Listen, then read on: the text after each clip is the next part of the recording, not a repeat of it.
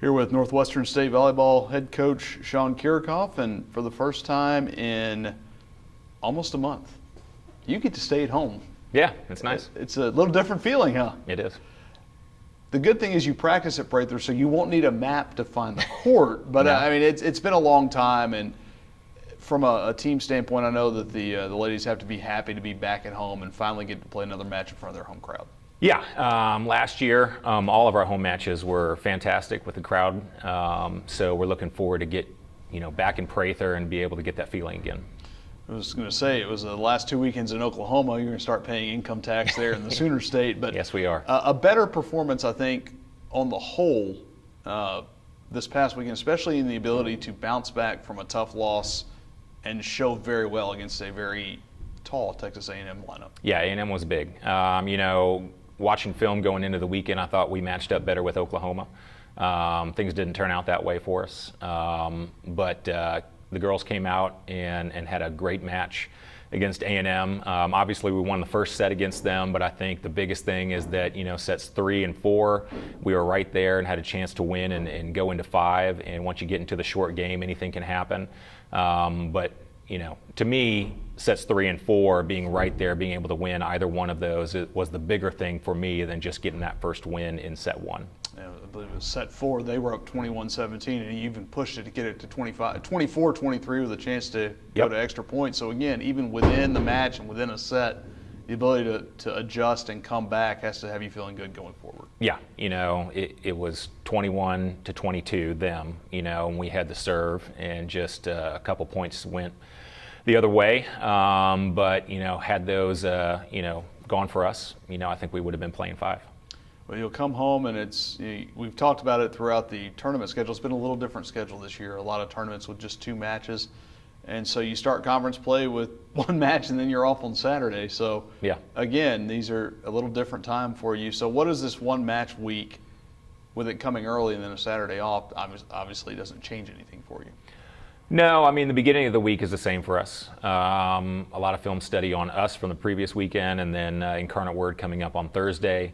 It allows us a little bit more time for that turnaround on a Tuesday on when we go to SFA, so that makes it a little bit easier on us than having that Saturday match and then turning right around and playing a tough one in Nacogdoches. So, we're happy to have that Saturday off.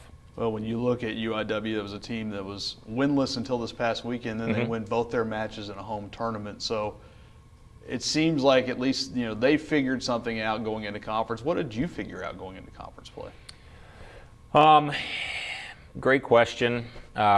We've talked about before how from last year to this year we were talking about a 2-year plan because we knew that we were returning a lot of important pieces.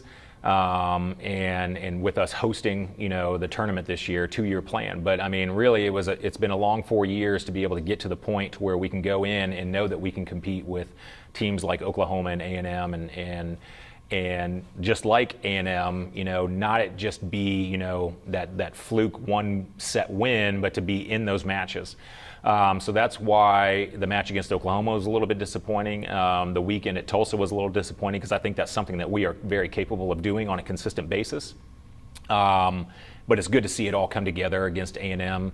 And again, I mean, it's just that consistent pressure that we had against them to put us in a position to win against a very good and talented team was something that, was good to see going into conference.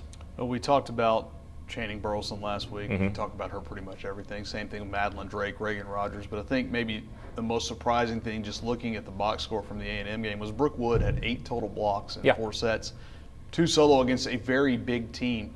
Her progression, you talk about a 2-year plan. She redshirted her first year and then played basically the last third or so of last season. What has her progression been like from that redshirt season until now? Big steps. A lot of good stuff, a lot of progression to go. But, I mean, she definitely has the engine. She's going to go out there and work hard, constantly. And with the middle position, that's really what you need, is that you are involved constantly. There is no stopping. There is no chance to kind of just check and see what's happening within the match. I mean, you've always got something else to do. I hold my middles to a high standard because that was my position. And so I'm never really happy, but those numbers speak for themselves. She had a great match. She kept us in a lot of good rallies. And ended some for us, and if she isn't working the way she had been, those big attackers for A&M are going to put the ball away, and then they run away with the score. So it was important for her to have a good defensive match, and she did that. When you look, you talked about film study about yourself and UIW. What have you seen from UIW in non-conference? They have a new coach, so things are a little bit different. They graduated some good players. So they're not quite as strong in the middle as they have been in the last years that I've been here. So it's a different look. They have a freshman that is leading them in points right now, with Lockley right behind her.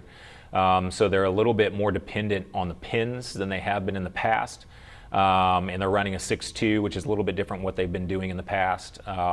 6-2s are always difficult to play against, just because you never get that break with a setter, and you never have that defined, okay, this is kind of a weak spot in the block. And then you always have 3 offensive options. So, we have to go in there. Luckily for us, we've played a lot of 6-2s this year. So hopefully that gives us some experience going into this week, that it won't be a shock, and we're used to having to spread our defense and our block across the net, and we'll be able to handle that well. All right, thanks, Coach. Thank you.